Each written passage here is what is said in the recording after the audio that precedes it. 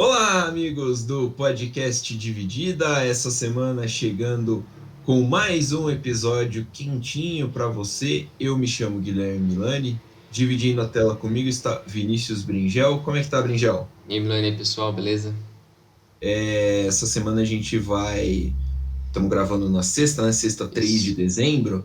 A gente vai pegar um pouquinho aí do que aconteceu nos dias passados. Vamos só dar uma passadinha pela final da Sul-Americana que a gente não conseguiu falar direitinho no último episódio, né? Que no último episódio foi a prévia da final da Libertadores. Isso. Vamos falar um pouquinho da vergonha que foi a final da Sula. Vamos falar da final da Libertadores e vamos falar também bastante das polêmicas que aconteceram no prêmio do Bola de Ouro da revista France Football, algumas decisões meio controversas Isso. dos jornalistas franceses. Começamos então pelo gloriosíssimo final da Sul-Americana, né, Bringel? Isso. No penúltimo sábado, no dia 20 de novembro de 2021, no Estádio Centenário em Montevidéu, o Atlético Paranaense derrotou o Red Bull Bragantino por 1-0, gol do Nicão, golaço do Nicão. Sim. Uma final vergonhosa pela parte da Conmebol, né? A organização da Conmebol foi uma palhaçada.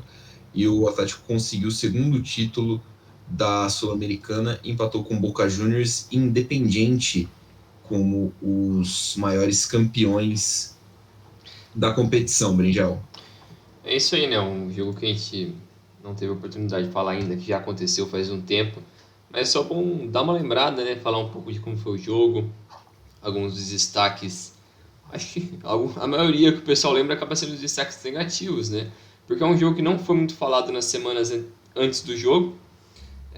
Não foi muito divulgado pela própria televisão, pelas grandes mídias, tanto que quase ninguém sabia onde o jogo ia ser transmitido. Foi transmitido na porra da Comebol TV, que só quem tem Ninguém tem gato. acesso, né? Só quem tem gato, então é nóis aí. Pirataria. Não, não a pirataria. Não a pirataria. Sim, sim, é pirataria. Só quando ela é boa. Aí sim. Mas enfim, é um jogo que foi super mal divulgado pela Comebol, pelos grandes veículos de comunicação, pessoal, e também por não ter duas equipes de grande popularidade na América do Sul, né, por conta de o Bragantino ser uma equipe relativamente nova, com apoio da Red Bull, o Atlético Paranaense é um time que vem numa crescente muito boa nos últimos anos, mas a nível sul-americano não tem tanto tamanho assim contra outras equipes que competiram na final da Sul-Americana em anos anteriores, então perdeu um pouco desse apelo, né? Perdeu um pouco desse interesse que o público em geral teria por uma competição é, internacional e chegando na sua decisão final, né? Então é um pouco triste que ninguém lembra um pouco do jogo, mas o jogo também não fez por merecer isso, né? Tecnicamente o jogo foi bem chato, tanto que eu tava falando até com o Milano antes de a gente gravar, que eu tive que rever o compilado da partida porque eu não lembrava mais. Eu vi o jogo e não lembrava mais porque não teve tantos destaques assim. O gol do Nicão foi muito bonito, foi bem plástico, assim, foi o voleio dele lá, no rebote do goleiro do Bragantino. Mas fora isso, não teve grandes oportunidades. O Santos salvou alguns momentos, alguns lances do Bragantino no início da partida, no primeiro tempo, que teve até um cruzamento que parecia que ia ser um gol olímpico. Teve alguns lances de perigo, mas nada demais. Assim, o jogo foi bem monótono. Triste, né, por ser uma competição sul-americana. E eu tinha uma expectativa, assim, porque como a gente tinha falado na prévia da Sul-Americana aqui, são duas equipes que a gente viu no desenvolvimento deles nos últimos anos, principalmente nesse ano, os dois muito bem, trabalharam muito bem a formação desse elenco, dos jovens jogadores, meio que indo de encontro com a ideia dos outros grandes clubes do Brasil, que é de gastar muito dinheiro em caras com nome, caras de fora e tal, um modelo diferente, né? Mas tecnicamente não foi um jogo muito vistoso. E esse papelão que a Comebol fez em relação à torcida é bizarro, porque eu tô até com a página aqui aberta, a Comebol cobrou $100 por o ingresso mais barato. Então, cara, quem que tem dinheiro para pagar $100, velho? Mais barato. E eu não consegui achar informação de exatamente quantas pessoas tinham na partida. Eu não consegui A, achar. O a ficha, estádio cabe 60 mil pessoas, mas não sei exatamente quantas pessoas tinham presentes lá. Mas a mais que 10 ficha, mil não tinha. A ficha da partida diz oficialmente 20. Impossível ter 20 ali, cara. A ficha da partida diz oficialmente 20.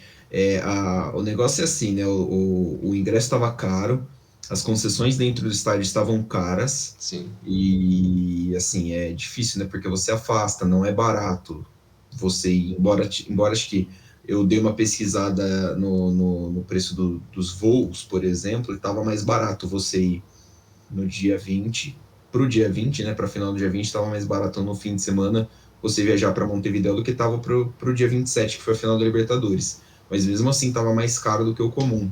Uhum. Então, tipo, é uma viagem cara para o torcedor. A hospedagem com certeza não estava barata. Sim. E, enfim, a Comebol fez um marketing muito ruim, acho que na divulgação do torneio, ao contrário do que ela fez na final da Libertadores Feminina, que foi no domingo, Sim. e foi muito bem divulgado. A Libertadores Feminina foi bem divulgada, deram ingressos para. Teve entrada gratuita, né? A Comebol distribuiu ingressos para programas de desenvolvimento de futebol feminino do Uruguai, para que as meninas pudessem ir assistir o jogo, uma baita de uma ação, inclusive, achei muito bacana. Bacana. Mas para a Sul-Americana não teve, né? Então, o que aconteceu? Não vendeu ingresso, porque o ingresso estava caro pra cacete.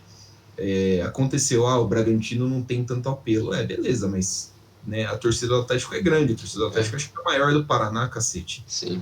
E assim, né? E você não conseguir cativar o torcedor local, o cara que não tem interesse no jogo, mas pensa, porra, é uma final de competição sul-americana, eu posso ir ver. Por que Sim. não? Né? E você não conseguir cativar esse cara é falha da É. Comebol. E o resultado foi esse, né? Um estádio vazio, fotos e imagens bem lamentáveis, né? Tipo, é muito triste você ver o estádio grande e bonito como é o Centenário vazio para uma final de uma competição sul-americana. Fecharam, né, atrás dos gols, decidiram que não ia colocar ninguém atrás dos gols, iam encaixar as torcidas ali na arquibancada lateral, né? Que é para ficar menos feio na TV. E a reportagem de quem estava lá conta que depois foi tudo pensado, tudo feito pensado na TV, né? É na transmissão, né? Para não Na mostrar esse vazio. Tipo, aí então você coloca o torcedor lá, no lado oposto à câmera, para tentar dar uma enchida ali, dar a impressão de que não tá tão vazio assim, mas aí a hora que antes do jogo, teve o show, né? Teve o show do Barões da Pisadinha, virado pro canto da TV, para onde tá a câmera, não para onde tá a torcida. A premiação, virado pro canto onde tá a TV e não pro canto onde tá a torcida. Os caras são O torcedor é doentes. o quê? O torcedor é um pano de fundo, é um figurante. É. Então, acho que é uma crítica que tem que ser feita à Comebol e à forma como ela organiza. Eu já sou contrário à final única. É. Eu acho que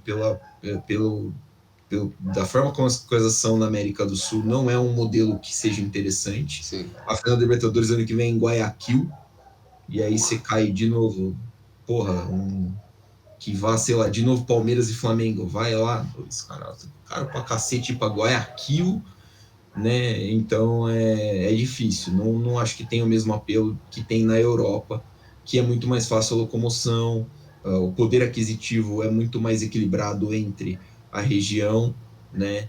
E aqui você vai cobrar as coisas por dólar, sendo que não tem um mísero país que use o dólar como a principal moeda aqui. Então, Eu acho que a Colômbia ou o Equador usa. Um desses dois. como oficial, É. aí já não sabia. Mas mesmo assim, tipo, pra gente Eu acho que aqui é Equador. é bizarro, é meio fora de mão. É, mas eu também concordo com esse negócio que você diz da final única. Esse é o principal problema da final única, de tentar puxar essa ideia da Europa e colocar na América do Sul. Porque o poder aquisitivo aqui é muito inferior ao padrão de vida europeu, a locomoção é muito pior, e outra, você perde um pouco do atrativo da América do Sul, que é justamente as torcidas. É você ir numa final do Boca ali na Bomboneira, o pessoal pegando fogo, pulando em tudo, quase quebrando o estádio. E você ir no estádio do Corinthians, que foda-se Corinthians, mas faz uma festa bacana e tal ali assim. Essa que é a graça da América do Sul. Você tentar levar esse ambiente para uma final neutra, você não consegue. Você vai levar só os torcedores coxinha, que são os caras sem dinheiro para fazer esse rolê. quem é torcedor de verdade, ele, o cara que tá maluco, ele não tem esse poder aquisitivo. E outra, o cara tem que pegar uma semana sem trampar. Ou pegar umas férias durante uma semana. Como o cara consegue se planejar desse jeito? É muito complicado, a não ser que você faça um atrativo muito diferente, você vender a final de uma forma diferente para o torcedor local se interessar para ir, como você falou. O cara do Uruguai, pô, vai ter a final sul-americana, da Libertadores, eu quero ir, mesmo sem ser torcedor daquele time. Você tem que vender muito bem a imagem da competição e dos times. E isso é algo que a Conmebol nunca soube fazer, nunca conseguiu mostrar as qualidades do futebol sul-americano para outros lugares do mundo, né? Trata a gente como se fôssemos otários, só pensa no dinheiro deles. Exatamente, né? Ou isso ou a Conmebol reza, né? Vai rezar aí pro Barcelona de Guayaquil chegar na final e lotar metade do estádio lá no coisa que vem. A final da próxima Sul-Americana é Brasília, se não me engano. No, Porra, no mano, os Mané caras só Garrincha. escolhem lugar idiota. Assim, tem um estádio grande, um estádio novo, um estádio bonito, acho bacana, beleza, né? É justo, Mas a mas e aí? locomoção também é foda.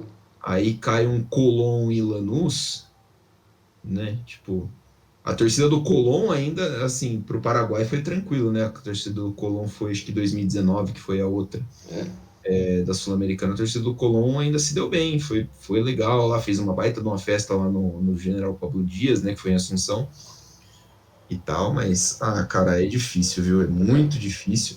E que nem você falou, né? Você rouba a atmosfera das torcidas, né? É. Imagina que maluquice ia ser o Maracanã lotado com a torcida do Flamengo nessa final e o Allianz Parque lotado com a torcida do Palmeiras nessa Sim, final. seria uma festa muito bonita. Um negócio pra você mostrar. Cara, é um negócio que a gente sempre falou disso aqui. Quando a gente fica puto com o futebol fora da América do Sul não enxerga tão bem as qualidades do nosso futebol. Pô, é super bacana a gente mostrar, por mais que não tenha um nível técnico absurdo, mas você mostrar as melhores equipes. Ó, esse cara aqui jogou já na Europa, o pessoal conseguir associar, você mostrar a torcida, o pré-jogo, a festa, tudo mais. Isso é bacana, isso cativa o cara que não mora aqui, ou que não tem tanto interesse aqui, mas ele vai se sentir interessado, vai conseguir mais ter uma ligação com a América do Sul, né? Que a gente não tem faz tempo, ou nunca teve, sei lá. Já não basta os caras já terem mudado, né? A final para um sábado, 5 horas da tarde, justamente para isso, né? É, Justamente para caber no cronograma europeu ali, né? A final é 9 horas da noite, acho que lá ali nos países do oeste centro, né? europeu. É. Então, falta coisa ainda. E a gente duvida que a Comebol vai conseguir fazer São um incapazes. negócio desse. Passando para outra final, o Palmeiras derrotou o Flamengo no mesmo estádio Centenário em Montevidéu, uma semana depois do dia 27, graças a um gol deste homem aqui, ó. Mostra aí, né? Mostra esse Você que está animal. vendo no vídeo, você está vendo este homem, O o cara herói que do Tri. apanhou 2 vezes. O rapaz que tomou um tapa nas costas do Pitani parecia que tinha tomado um tiro. Com o gol do MC Deivin, Nossa. né? O Palmeiras derrotou o Flamengo numa final legal, né? Uma final Sim.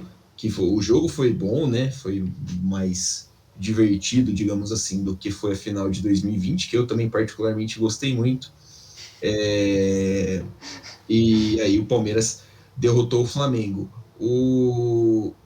A gente estava comentando antes do jogo, né, Bringel? É, Antes do jogo, não, desculpa, antes do é. programa, que acho que o gol cedo do Palmeiras, explorando as costas da zaga do Flamengo ali, né, acabou ajudando bastante a se desenvolver, porque forçou que o Flamengo tentasse, né, alguma coisa e é claro que a gente sabe que o Flamengo tem uma capacidade técnica muito alta. Sim. O próprio Abel Ferreira falou que tecnicamente o Flamengo é melhor que o Palmeiras, Uhum.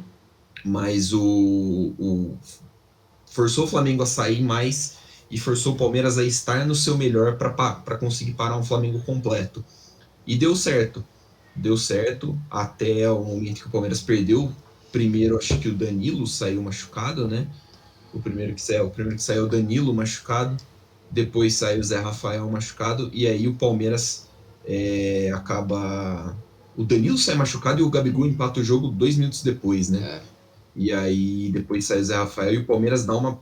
O Palmeiras sente, porque o segundo tempo do Palmeiras foi mais abaixo, mas o Flamengo melhorou bastante no segundo tempo. O Palmeiras fez um segundo tempo mais abaixo, mas a química que tem essa dupla de volantes, Zé Rafael e Danilo, acabou, né, com a saída deles, acabou dando uma brecha, mas o Flamengo soube aproveitar. Acho que até levou perigo em alguns lances. Teve aquele chute do Michael que passou muito perto no Sim. gol do Everton, mais pro finalzinho do jogo.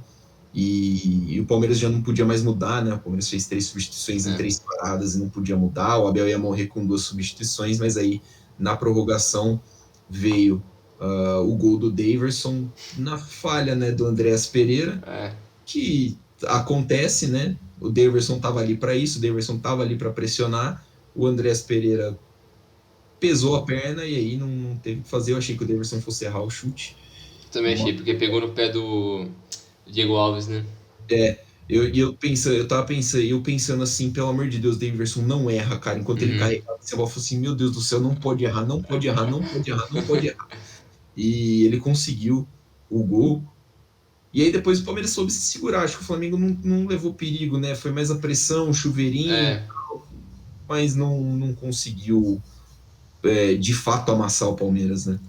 eu também penso assim, como você disse, aí resumiu um pouco o que foi a partida.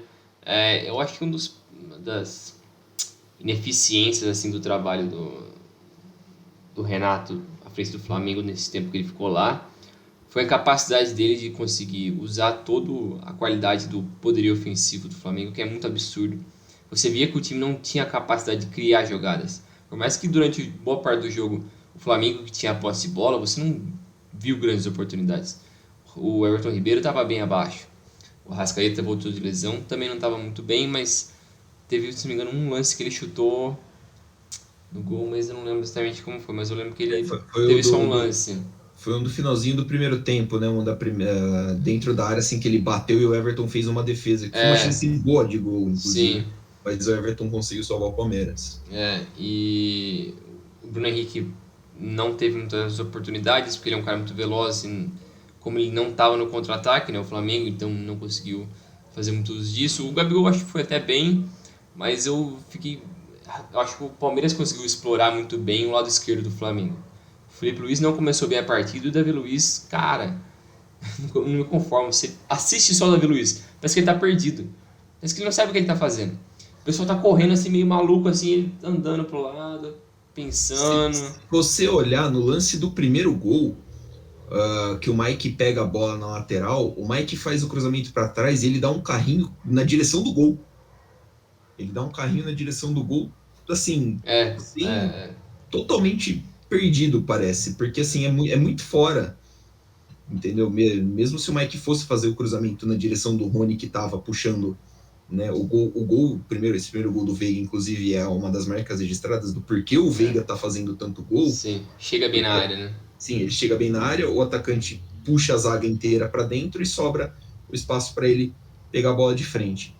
E, assim, né, mesmo que o Mike fosse tentar aquela jogada, não precisava de um carrinho daquele, assim, meio sem sentido. É um dos negócios que a gente sempre criticou ele ao longo dos anos, que ele é meio afobado, né? Parece que ele Sim, não para pra pensar muito em alguns momentos, ele vai muito pro ataque, ou ele se joga num lance, ou ele fica meio perdido num cruzamento, então ele às vezes parece que ele se perde um pouco ali no raciocínio, não sei se é foco, não sei o que é que passa na cabeça dele, mas eu acho que o Palmeiras conseguiu explorar muito bem esse lado esquerdo, tanto que saiu o gol nessa jogada, e depois o Felipe Luiz saiu machucado, sim. e então o Flamengo teve muitas deficiências na parte criativa e a defesa, o lado esquerdo não foi muito sólido.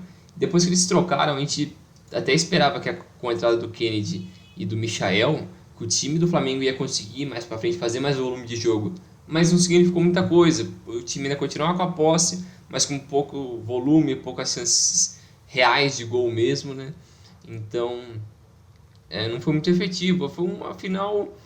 Eu também acho que foi uma final melhor do que a do ano passado, mas mesmo assim não teve aquela loucura de putz, quase que foi gol aqui, quase ali, nossa, quase, meu Deus. Aqueles lances de perigo mesmo assim foi bem pouco. Aquele lá e cá, né, que geralmente acontece, É, pode acontecer.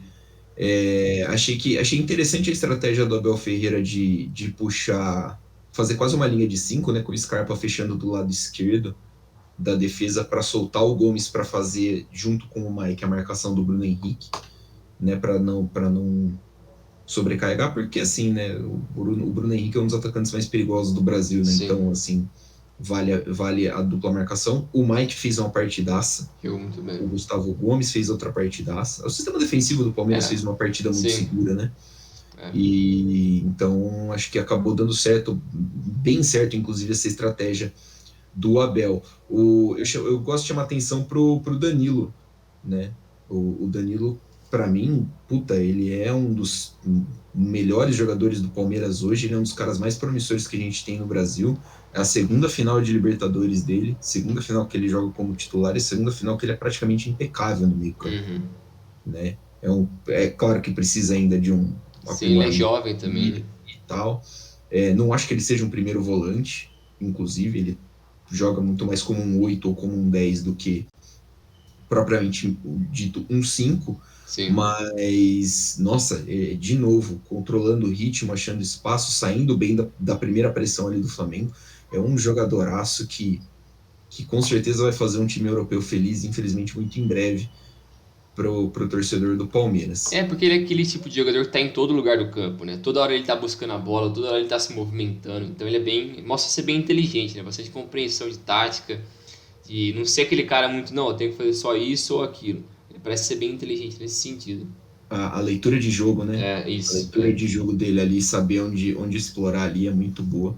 E acho, inclusive, que a passagem do Abel Ferreira pelo Palmeiras vai ser muito benéfica para os jogadores, assim como a passagem do Jorge Jesus foi muito benéfica para os Sim. jogadores do Flamengo nesse quesito. Os jogadores do Flamengo também são muito inteligentes. O Arrascaeta é inteligentíssimo, o próprio Bruno Henrique, Everton Ribeiro. o Everton Ribeiro, são jogadores que sabem ler os espaços e atacar eles de forma inteligente. Acho que vai ser muito benéfico para esses jogadores que ficarem, eventualmente, quando o Abel Ferreira sair. E você acha que ele vai embora? Agora? Ele falou, teve uma festa ontem, né, para os É. funcionários do Palmeiras, ele Falou que falou tem que tem contrato. contrato. É. Eu imagino que pelo menos até o Mundial ele fique. O Mundial, ou dependendo até o meio da temporada, o meio do É. ano nosso, do ano que vem, que é o começo da temporada europeia. Eu também acho. Aí, a ver como é que vão se desenrolar as coisas. Mas acho que 2022, de qualquer forma, vai ser o último ano dele no Palmeiras. E espero que o Palmeiras já esteja pensando em um substituto à altura. É, só não Vai ser pode muito fazer difícil. exatamente como o Flamengo fez, né? De querer queimar os sucessores do cara que trouxe sucesso pro time. É, tipo, já ir direto num, assim, um negócio que não tem muito a ver, assim, vai ter que pensar, vai ter que pesquisar muito. E, assim, vai ser difícil para quem vier substituir, É, viu? Porque o homem ganhou bastante coisa. São duas Libertadores no mesmo ano, né? é. Ele tem 20 jogos pela Libertadores, são duas derrotas e 2 títulos. Então, É uma é muito maluquice. absurdo, mas. Aquele negócio também, né? Que a gente tinha falado, acho que na prévia a gente tinha falado disso. Como foi meio que o acaso que o Palmeiras achou um cara que deu certo Sim, e salvou o time. Só não pode cair na mesmice do que era antigamente, trazer Luxemburgo, sei lá, Mano Menezes, Filipão, os caras assim, só não pode voltar para essas ideias. Porque se tipo, voltar para isso, vai dar tudo errado de novo e vai queimar esses caras que estão aqui agora. olhar para os nomes fáceis do mercado brasileiro e falar assim, esse aqui vai dar bom, esse aqui vai dar bom, esse aqui vai dar bom, não, isso aí não. Eu tinha ouvido falar de alguns repórteres que já existia, né, a possibilidade do Abel Ferreira sair nesse fim de ano mesmo, dependendo do resultado da Libertadores, que a primeira opção do Palmeiras fora o Abel Ferreira seria o João Pablo Vojvoda. Uhum. É um nome que eu gosto, é um nome que me agrada, é um pouquinho diferente do estilo de jogo do Abel ali, mas eu acho que a transição de um técnico para outro seria muito mais tranquila, né? O Vojvoda parece um técnico também de grande potencial, Sim. pelo menos no cenário sul-americano. Com essa vitória, né, em cima do Flamengo e eventualmente o terceiro título da Libertadores, o Palmeiras se torna o maior campeão da Libertadores do Brasil, ao lado dos rivais Santos e São Paulo e ao lado do Grêmio, né? Todos eles têm 3 títulos. O Palmeiras então agora de vez entre Eu não sei, para mim o principal time brasileiro na história da Libertadores, né? Numericamente falando, o Palmeiras é o time que mais jogou, mais venceu, mais fez gol. Agora tem mais título empatado com outros times, claro, né? Mas Uhum. estatisticamente falando, é um dos grandes do Brasil na história da competição. E curioso, né, que todos os times paulistas dessa lista, né, dos times que têm 3 títulos, foram bicampeões consecutivos. É, O Santos ganhou 61, 62, ou foi 62, 63? Acho que foi 62, 63 o Santos. é. O São Paulo 92, 93 e o Palmeiras agora 2020, 2021, uma maluquice de ano. Principalmente se você parar para pensar que o Palmeiras se reforçou muito pouco, né, Sim. de uma final para outra. A base do elenco é a mesma, assim. Mesmo. É, O time titular mudou os dois laterais, né? O Rocha não jogou essa final porque estava suspenso, jogou o Mike e o Vinha não jogou porque foi vendido, jogou o Piquerez. O meio-campo foi Danilo, Zé Rafael e Veiga e jogou o Dudu no Luiz Adriano, é, eu acho. Acho que é isso. é. Poucas mudanças em relação. Isso é benéfico pro Palmeiras, assim, o fato das duas Libertadores serem disputadas as duas finais num espaço de tempo muito curto, eu acho que ajuda isso, né, de não ter muita diferença de elenco, caso porque o time já estava montado certinho, então se você jogar dois jogos, duas finais no mesmo ano ali assim, é menos tempo entre aspas para você ter mudanças, para começar a dar errado as coisas, né? Então, acho que ajudou nesse sentido também, né? O time já estava pronto, e não estava desfacelando, já começando a dar problemas como, sei lá, um Flamengo pode começar a dar errado agora, mostrar sinais de fraqueza, né? Porque tem um desgaste, já tem um tempo que já tá o mesmo grupo ali, já venceu muita Jogando. coisa, já começa a não funcionar mais as coisas, né? Exatamente. A outra mudança que eu estava esquecendo é o Gabriel Menino foi titular no Rio de Janeiro, o titular no Uruguai foi o Gustavo Scarpa. Mas o Palmeiras teve que encaixar só o Dudu praticamente no time, né? É, Assim, porque o Dudu veio como voltou de empréstimo e o Palmeiras teve que encaixar ele, entre aspas, no, no elenco ali. Mas fica aí então o nosso registro do Palmeiras bicampeão consecutivo, agora tricampeão da Libertadores, com grande ajuda, claro, para mim da melhor geração de base que o Palmeiras já teve, mas sim, que não teve, né? Nunca teve um trabalho muito forte assim de base, né? é. Então, ele devia ter um trabalho melhor, mas nunca teve, então já vê gerando grandes frutos, né? Um par de Libertadores aí para conta no ano de 2021. Isso aí. É... Sabe quem nunca ganhou a Libertadores, Bringel? Bastante gente. Mas o Messi. O O Messi, Messi, o Messi nunca ganhou a Libertadores, apesar de ser argentino. Mas ele ganhou a sétima bola de ouro dele essa semana. Você gostou implacável. desse gancho? Bom, hein? Mas ele Ficou pode bom. ganhar. Mas ele pode ganhar. Ele pode ganhar. A gente torce para que ele venha para o News Old Boys e carregue o News Old Boys para um título de Cara, Libertadores. seria a história mais fantástica da história. Eu torço para que ele faça isso, de preferência depois dos 37 anos, que é para ficar melhor ainda. Então, o Nossa, Messi seria. velho, capenga, quase com osteoporose, carregando um News com a final de Libertadores. Ia ser lindo. Mas teve aí, então, o prêmio da Bola de Ouro, né, da Isso. revista France Football, presenteado nesse último dia 29. E o Messi foi eleito, então, o Bola de Ouro da temporada 2021, né, do ano de 2021, em segundo Robert Lewandowski, e em terceiro Jorginho, do Chelsea. Isso. Jorginho, Chelsea, seleção italiana, Lewandowski, Bayern de Munique e Polônia, e o Messi, Barcelona, Argentina e Paris Saint-Germain. Só citar aqui rapidinho os outros prêmios. A Alexia Putellas, do Barcelona, ganhou o de melhor jogadora do Balão de Ouro feminino, né, o Bola de Ouro feminino. Eles ganharam, se não me engano, o Barcelona ganhou o triplete, né, nessa temporada, o feminino. O time do feminino, né? Foi campeão de tudo, justo, né? Justo, então, a premiação para ela. O Copa Trophy, que é o de melhor jogador jovem, ficou com o Pedri, também do Barcelona. O troféu Lev Yashin de melhor goleiro ficou com o Donnarumma. Itália, Milan e Paris Saint-Germain. O prêmio de atacante do ano, que foi inventado para o Lewandowski não sair de mão abanando, que o troféu parecia uma caixa de bolo, foi para o Robert Lewandowski. Já derreteu essa porra aí, mano. Foda-se esse Com prêmio. certeza, ele catou e falou assim, mano, o que eu quero com essa merda aqui? Tá de sacanagem. 59 gols pro polonês.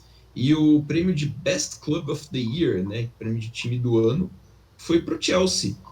Né? Justo. É um prêmio que eu não entendi muito bem a finalidade, mas parece que soma os feitos de um time tanto no masculino quanto no feminino. E o Chelsea foi finalista, né, das duas Champions League, da feminina e da masculina. Da feminina eles tomaram um cacete do Barcelona, mas na masculina eles deram um cacete no Manchester City. Sim. E foram campeões, então foram essas as premiações do Bola de Ouro. E aí, Brinjal, bora bater nas polêmicas agora. O que você achou? Beleza. Eu vou repassar aqui, a gente vai falar principalmente do masculino, porque é o que tem mais apelo e tal, que teve mais controvérsia também. Então eu vou repassar aqui os 30 colocados rapidinho, e depois a gente vai falando o que a gente achou que poderia mudar, o que a gente achou esquisito, né? Perfeito. Então, são 30 jogadores que foram selecionados, né?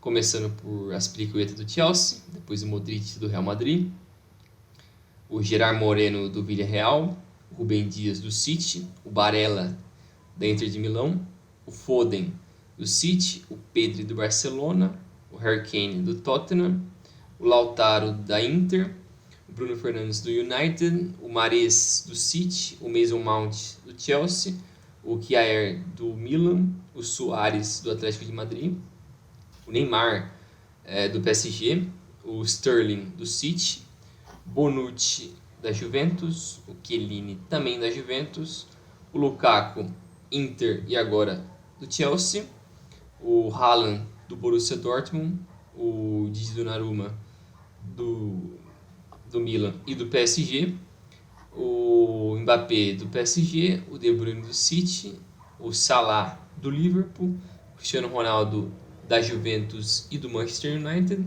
o Kanté do Chelsea, o Benzema do Real Madrid, Jorginho do Chelsea, o Lewandowski do Bayern de Munique e o Messi venceu em primeiro, jogador do Barcelona e do PSG.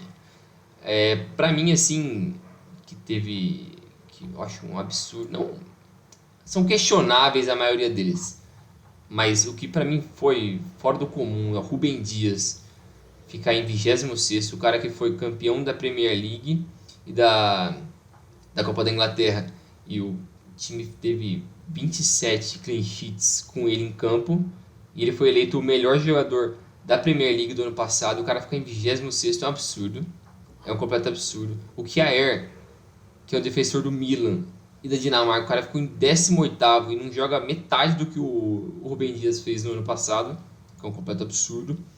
O Harry Kane, o cara fez 41 gols na temporada passada e 7 assistências. Ele foi o cara do Tottenham, fez tudo pelo Tottenham, que era um time horrível, e ele ficou em 23º. E caras como o Kjaer, o Sterling, até o Lautaro, o Mahrez, esses caras ficarem na frente dele é um completo absurdo. O Kjaer, como a gente já falou, não faz o menor sentido também. Um cara que, beleza, ele foi importante naquele caso do cara que caiu lá e desmaiou, do Eriksen. Ele foi super importante no momento que o Eriksen desmaiou, foi super simbólico a forma como ele tratou aquele caso, que foi super importante e tal, comoveu muita gente, beleza. Mas o cara não só fez isso, ele foi bem no Milan, mas não é suficiente pra ele estar em 18º do mundo. Do mundo, cara! Mas aí você dá um prêmio de fair play pro cara, né, meu? Porra, velho, chama um médico lá e dá um prêmio pra ele, cacete. O Sterling, 15º. Puta que pariu, o Sterling é reserva do City. Ele é reserva do City. Beleza, ele chegou na final da Euro com a Inglaterra, cara, mas é só isso. Foram 20 dias ali, sei lá, que ele jogou bem. O resto ele não fez nada. O cara em 15º. É bizarro. Esses, assim, pra mim, são fora do comum, esses 4. Não faz o menor sentido. E depois tem aqueles que, beleza, dá pra questionar, assim. Eu gostaria de ver o Lukaku e o Haaland um pouco mais pra cima. O Haaland ficou em 11º e o Lukaku em 12º. O Eu trocaria os Lukaku, dois, inclusive. eu também colocaria o Lukaku uma posição à frente, mas eu gostaria de ver os dois no top 10, porque para mim o Donnarumma não estaria no top 10, o Cristiano Ronaldo estaria talvez em décimo, porque ele não foi muito bem na Juventus, porque o time da Juventus não era muito bom. Sim. Mas mesmo assim, ele foi bem para os padrões dele, que ele é sempre muito constante, mas ele não fez nada demais assim. Ganhou a Copa da Itália e a Supercopa da Itália. Estatisticamente ele foi bem, né? Ele teve na média dele, mas assim, né? Até Não, aí, né? O time não, o time realmente não ajudou, então acho que não ficou um pouquinho acima do que se esperava, né? é, eu acho, sei lá, para mim ele ficaria lá para nono e décimo. É. É, Ficou um pouquinho acima, ele está numa posição muito alta do que a gente imaginava que seria o mais justo, no sim, caso. sim, é. Jorginho para mim também, jamais ele ficaria no top 10. Hoje. Ele foi um símbolo na Itália e no Chelsea campeão, mas ele não era o principal jogador de nenhum desses dois times. Ele não era nem do top 3 de cada um desses times, então Ele ficar na frente do Kanté é assim, é sacanagem. feio. É feio, velho. Para mim o É Kanté feio. tinha que ser top 3.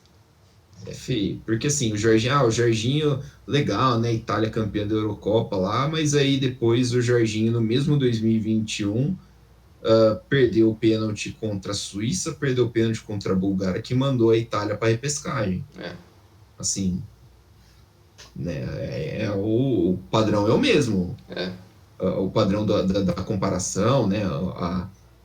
A régua que você vai medir o jogador tem que ser a mesma. Ah, ele bateu o pênalti para dar o título, bacana. Ele bateu o pênalti para que podia classificar a seleção dele para a Copa e ele errou, e aí, não dá nada não, né? Acho que assim, o Jorginho ficou bem fora aí também, é, na minha concepção. ele para mim não estaria no top 10. Ficaria, sei lá, 13º, quarto, sei lá. Para mim seria uma posição boa para ele, mas não top 10.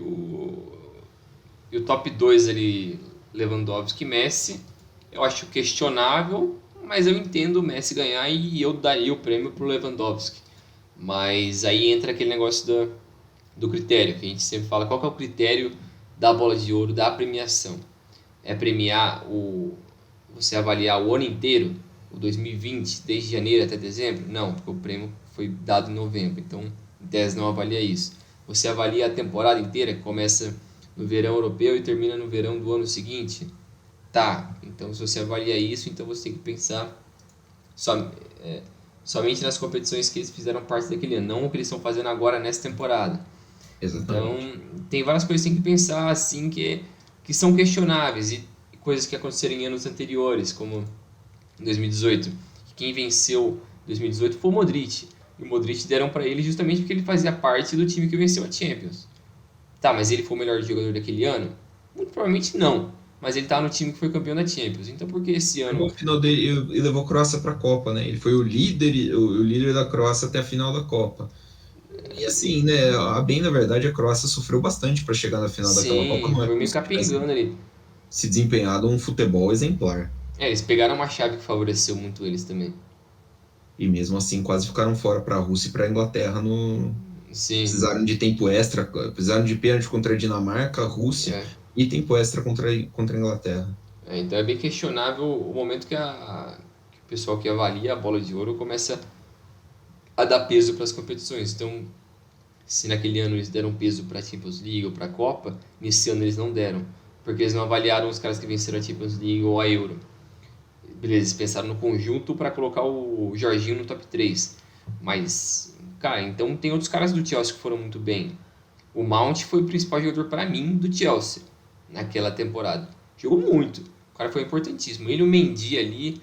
Pô, o Mendy salvou o Chelsea em vários jogos, foi super sólido a E o defesa. Mendy ficou atrás do Donnarumma, né? Também, o que é, para mim, esquisitaço. Mas aí entra aquele negócio do peso da competição também. O Donnarumma ganhou a Euro, então, consequentemente, ele ganha mais pontos, entre aspas, para vencer o prêmio. Então é bem questionável, assim, porque se você olhar para os números do Messi e do Lewandowski, o Messi 41 gols, 17 assistências, venceu a Copa América e a Copa do Rei. Lewandowski 64 gols, 10 assistências, venceu a Bundesliga, o Mundial e a Copa da Alemanha. Supercopa. É a Supercopa, isso. Porque a Copa é a Pokal, né? Isso. Isso. Então, nenhum deles ganhou um super campeonato. Venceram os campeonatos locais, assim, mas a diferença, o que sinto que pesou bastante, foi o Messi livrar a Argentina desses anos de seca, né? Vencer a Copa América finalmente. E, mas eu não sei se isso é o suficiente para colocar ele na frente do Lewandowski. Eu acho que eles estão bem num patamar bem próximo assim nessa temporada. Mas é aquele negócio que a gente também tinha falado. O pessoal às vezes confunde um pouco, falando: ah, não, foi roubado esse ano. Pô, não acho que foi roubado. Não é como Não. se o Lewandowski tivesse feito, sei lá, 80 gols e o Messi 30. Porra, não é assim também. E ele também não venceu a Champions League, ele foi mal com a Polônia. Então, Tudo bem que a Polônia, né, assim, tipo, mas ele é o cara da ah, Polônia, né? né? Ele tem que chamar a responsa ali também, né? É que existe um Mas, limite, né? Tem aquele puta monte de açougueiro que tem. Ah, seleção horrorosa, a Polônia, irmão. Nossa. mas, é, mas eu acho que é questionável, pelo menos, assim. Eu entendo o Messi, assim, fico feliz por ele, mas eu acho que o Lewandowski merecia. Ele pelo menos merecia o do ano passado, né? Que foi o ano que ele jogou muito, que o Bayern foi campeão da Champions League, eles foram super bem na bolha da Champions em Portugal. Então era o ano que ele merecia mesmo. Ele ganhou só o The Best, que é o prêmio da FIFA, né? Mas a bola de ouro não teve ano passado. Então tem que saber separar isso também, né? Porque esse ano ele tá muito bem. O ano passado, né? Ele foi muito bem, bateu o recorde de gols da Bundesliga, né? Bateu o recorde de gols do Gerd Müller, que era um recorde que ninguém achou que seria superado para Recorde, sempre. recorde tava lá de pé fazia 40 anos, É. quase 50 anos. Ele tinha feito Puta, muito 40 gols, né, fácil. na temporada. Isso. E o Lewandowski, eu acho que ele fez 42 ou 43, algo assim. Ah, foram 41. Na Bundesliga foi 41. É. Então, é marcante, lógico, mas não tem aquele peso assim de que o cara foi muito melhor. Então, eu acho que é minimamente questionável, mas o que é mais confuso assim são as posições de outros jogadores, como a gente já falou antes. Mas fica a critério de cada um, de como você avalia também como você enxerga premiações, né? Porque é bacana premiações pela festa, né? Por ver todo mundo junto ali, por mais que esse ano não tava todo mundo junto. Mas é legal você ver os caras junto, brincando e tal, aquela. Todo mundo de terninho, né? Todo mundo E tal, o vestido. Drogba falando umas merda lá, é bacana isso. É gostoso, é igual, sei lá, você assistir o Oscar. Não necessariamente ele significa que os melhores filmes vão ganhar. Mas é legal você ver a festa ali, os diretores, todo mundo zoando, os atores premiados e tal, é uma festa bacana. Então, às vezes, sei lá, levar muito a sério quem ganhou ou não seja o ponto principal de tudo isso. Acho que a gente pode pensar, né, como que num esporte que cada vez mais o coletivo é preponderante, né? Cada Sim, vez mais um coletivo forte significa, ajuda você a vencer títulos e jogos, e acho que os campeões continentais que vão pro Mundial são exemplo disso, né? O Palmeiras e o Chelsea é, têm coletivos muito fortes.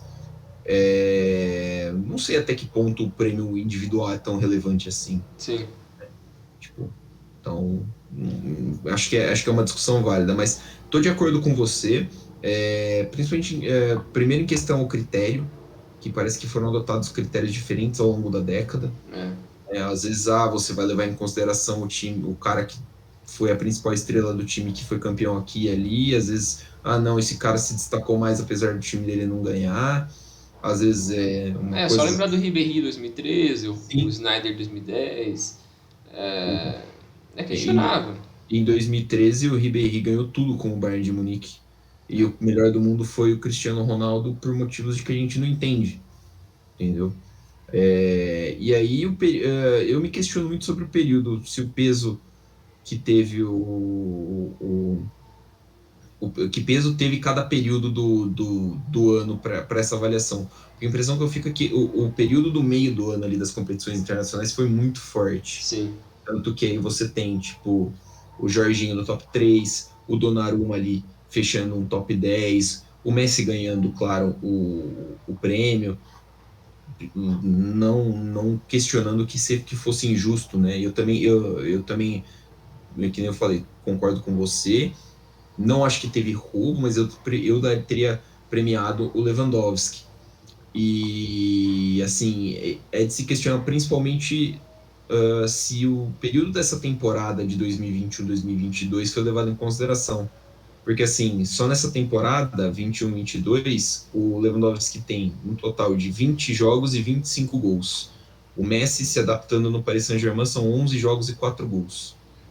A diferença, É, para mim, nessa temporada, desde que começou de agosto, finalzinho de julho, começo de agosto para cá, até hoje, começo de dezembro, é gritante a favor do Lewandowski é, para mim.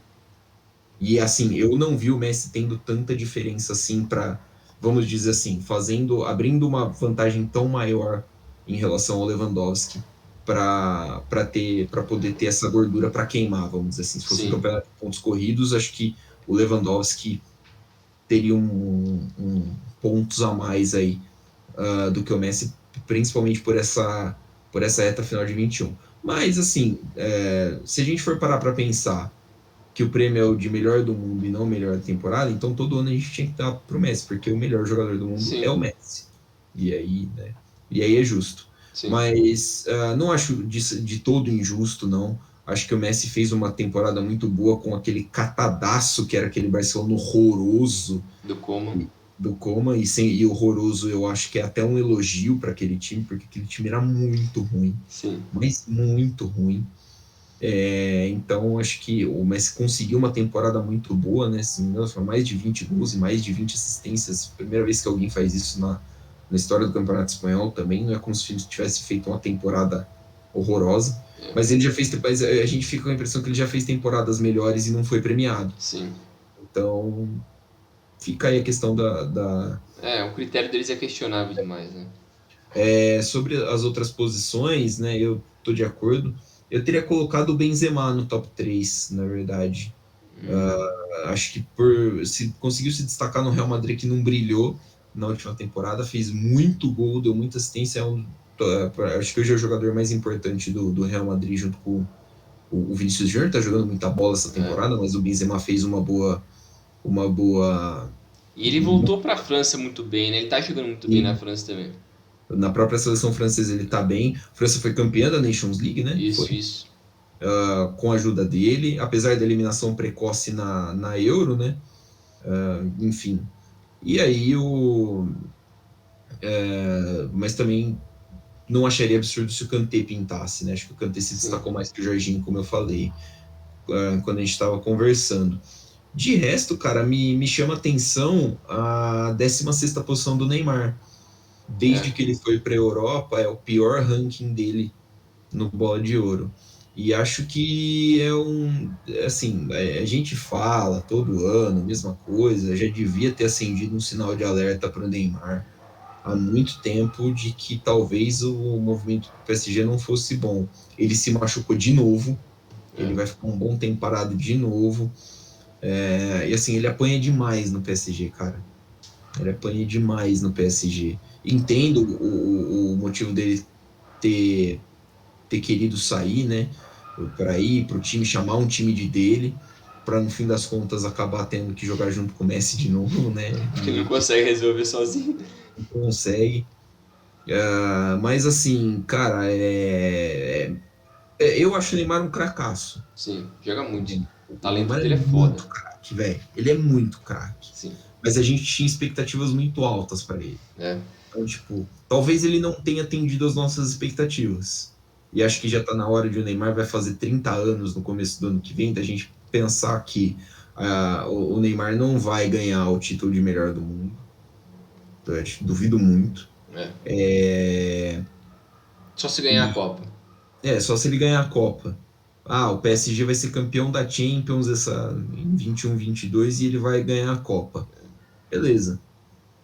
Mas assim, fora isso, eu duvido que ele vá ser o melhor do mundo. Acho que ele caminha para um final de carreira onde ele vai sofrer um pouquinho com lesões se continuar na França.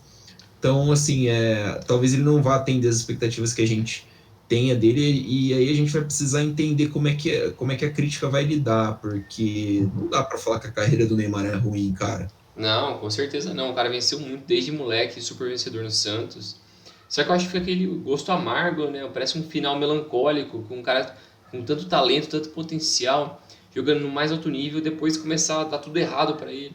Vai pro PSG, lesão atrás de lesão, não consegue engatar uma sequência de jogos. O Brasil vive atrás de crítica, o pessoal não deixa ele em paz. Então, eu acho que uma hora ele tá cansado. Já ele mostrou que ele não aguenta mais por mexer no saco dele. Essas lesões, então é um pouco melancólico, assim, pensar um fim de um talento tão grande que Né? poderia Tipo, dar mais, né? Poderia, você sabe que poderia ser muito mais do que isso. a gente fica até com a sensação de que a carreira dele está entrando num declínio muito cedo, né? É, Principalmente se a gente tem, por exemplo, que ele seria o substituto do Messi e do Cristiano Ronaldo. A gente tem o Cristiano Ronaldo com 38 anos, sendo decisivo pela Champions League, o Messi com 34, tá aí ganhando bola de ouro, jogando num nível altíssimo ainda, e o Neymar chegando nos 30 com muitos problemas, né, que a gente não tinha imaginado. Então, acho que assim, o Brasil vai demorar muito para ter outro cara igual o Neymar. vai. Acho o Vinícius Júnior craque também, muito bom jogador, mas não acho que ele vai atingir o nível que o Neymar atingiu. Não. E aí, talvez a gente perceba mais só a falta que o Neymar faz na hora que ele se aposentar de vez. E principalmente pela seleção, né? Pela seleção, acho que a gente vai sentir um pouquinho falta. O Neymar que não tem um título oficial pela seleção, né? É meio estranho, porque a seleção foi campeã da Copa América e Aí ele não não tava. tava. É, E ele não tava no elenco. Mas, né, é bizarro isso, é caralho. meio, é meio bizarro. Só para fechar aqui o Ballon d'Or, né, o Bola de Ouro, a eleição do melhor goleiro para o Donnarumma também para mim também é meio marmelada, tá? Porque o Mendy foi melhor goleiro, o Oblak acho que pegou mais que o Donnarumma, o Oblak ficou em terceiro, né? Sim. O quarto foi o Ederson, quinto foi o Manuel Neuer, em sexto foi o Emi Martinez do Aston Villa, sétimo o Schmeichel do Leicester, em oitavo, Courtois e Keylor Navas, de Real Madrid, Paris Saint-Germain, com a mesma pontuação. E em décimo, Handanovic, da Inter, fecharam o top 10. Curioso aqui o Courtois e o Navas, que foram trocados, né, É. praticamente um pelo outro ali, na mesma pontuação. Mas acho que o Oblak fez uma temporada melhor, acho que o Neuer fez uma temporada melhor, no geral, né? Sim. O próprio Ederson fez uma temporada melhor do que a do Donnarumma. O Donnarumma, para mim, acaba ganhando todo esse foco, claro, pelo título da Itália. Não que ele tenha feito uma temporada ruim, longe disso, Uhum. um goleiraço muito promissor, inclusive, ainda, porque ele é jovem, Sim. mas acho que é muito reflexo de foi campeão, pegou pênalti e É. tal, e a transferência para o PSG, porque ele não é titular do PSG. Sim. E aí é que tá o porém, né? Ele não é titular do PSG. Então, acho que é meio estranho. Eu acho que o Mendy seria um Mendy que, além de tudo, tem uma história legal, né? De ter É. pintado no Chelsea depois de vir do Rennes e tudo mais. Foi uma das peças-chave para o Chelsea ser campeão da Champions na última temporada. Eu também acho que essa do Mendy também foi bastante questionável, até mais que a do prêmio do Balão de Ouro. Ficou O até balão de balão. ouro. Mas eu acho bem mais questionável por esses motivos mesmo que você já disse. Acho que o Mendy foi uma mudança drástica na temporada do Chelsea, porque a vinda dele, que ele foi pinçado pelo Cech na França, é um cara que tem uma história de vida absurda, é um cara que não era ninguém até 4 anos atrás e do nada ele surgiu aí e não tinha todo esse destaque. No Chelsea ele virou esse cara gigante, salvou o time várias vezes, e tá fazendo uma temporada muito boa agora também. Então eu acho que ele merecia muito mais isso, porque ele é um dos símbolos dessa defesa do Chelsea, que foi o destaque desse time do Chelsea, né? Uma das marcas registradas desse time. Então é uma pena para ele, porque ele merecia muito, e o goleiro africano também seria talvez o primeiro goleiro africano a vencer uma premiação da FIFA, da France Football, eu não tenho certeza disso, mas eu acho que sim. Imagino que sim também. Então é bastante questionável. E outros caras eu acho que também fizeram temporadas melhores que o Donnarumma. Mas fica nisso aí. Beleza, o Donnarumma também é um bom jogador, eu gosto dele. Só não gosto do agente dele, mas aí O Raiola é foda-se. um otário. Mas é isso aí. Balão de ouro. Até o próximo ano. Você falou que o Tchek pinçou ele lá na França, né? É. Curiosamente, o, Foi o mesmo o, time que ele também veio. o Mendy É, saiu do Rennes para vir para o Chelsea e o Tchek também, em 2004, saiu do Rennes é, para ir para o Chelsea. isso aí. Mais algum último destaque, Bringel? Isso aí. Valeu, pessoal. Valeu, Milani. Até mais. Eu tenho só um último destaque. A Formiga aposentou da seleção brasileira na última semana. Isso. O jogo foi na quinta, acho. Não tô me recordando de quando foi. Mas eu queria, na verdade, fazer uma crítica à CBF. Né? Foi no dia 25 de novembro a despedida da Formiga. Foi um jogo muito mal divulgado. A Formiga é a maior jogadora Gigante. da seleção feminina de futebol. Para mim, é uma das quatro maiores personagens da história da seleção brasileira como um todo, incluindo masculino e feminino, uma das quatro figuras. Guilherme, escolhe quatro figuras para representar a seleção brasileira. Uma delas é a Formiga, é a jogadora que mais usou a camisa da seleção brasileira, seja homem ou mulher, em partidas oficiais. E assim, ela merecia uma despedida mais bem organizada. Muita gente criticou o local, Manaus, né, que não tem muita conexão com ela e tudo mais. Acho que é uma crítica válida, embora, É. né, o estádio e o local sejam válidos também, né? Manaus teve um time forte de futebol feminino até um certo tempo atrás, né, o Iranduba. Mas assim, o que não pode é a CBF divulgar informação de ingresso 2 dias antes, né? Não fazer uma chamada coletiva para falar assim, gente, estamos nos despedindo da Formiga. Não fazer um jogo especialmente para isso, porque o jogo foi parte de um torneio internacional de Manaus. E faltou muita sensibilidade da Pia de não colocar a Formiga como titular no jogo. Sim. A Formiga entrou faltando 15 minutos e aí depois, na coletiva, a Pia deu uma declaração falando que, na verdade, como a Formiga não faz parte dos planos futuros da seleção, então ela só entrou no final, justamente para não atrapalhar o desenvolvimento. Assim, gente, peraí, é um jogo festivo. É um jogo. É um jogo, cara. É um jogo contra a Índia. A Índia. Você tá Que entendendo? desenvolvimento é esse, porra? Não, é assim, acho que faltou muita sensibilidade na hora de organizar. A CBF sempre foi horrorosa com isso, né? Sim. Tanto que os jogos de despedida do Ronaldo, do Romário, foram também meio furreca, assim, né? Para se dizer. Mas acho que a Formiga podia ter tido uma despedida melhor. Tomara que ela faça algum jogo festivo com as meninas que jogaram com ela, que passaram com ela, Marta, Cristiane, toda aquela primeira geração, né, das jogadoras que surgiram ali nas Olimpíadas de 96, que se não me engano foi a primeira, né, a Olimpíada que teve futebol feminino. Sim. E a Formiga participou de todas, né, todos os Jogos Olímpicos que tiveram futebol feminino teve participação da Formiga. Então, acho que tomara que faça uma festa bem bonita, porque ela merece demais, tem uma história de vida muito bacana.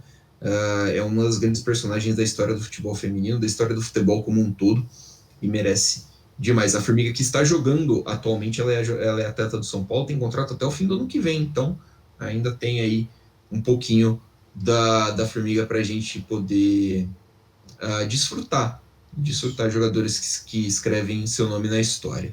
Isso aí. Isso mesmo? Valeu, Falamos Formiga. tudo. Valeu, Milani. Até mais. Valeu, galera. Valeu, Bringel. Valeu a todos vocês que ficaram até agora ouvindo a gente. Fiquem aqui com essa imagem maravilhosa de Daverson, o herói do Tri, fazendo o símbolo da União Sinistra, Mancha Verde, Força Jovem e Galocura. Aliás, um parabéns aqui para o Clube Atlético Mineiro, que saiu da seca depois de 50 anos de Se Campeonato não ganhasse Brasileiro. esse ano, nunca mais ganharia. Ia acabar o time. Era o ano do Galo esse, não tinha como. Semana que vem, episódio especial do Brasileirão, a gente vai debulhar esse título do Galo. Valeu, Isso aí. galera, até a próxima. Valeu.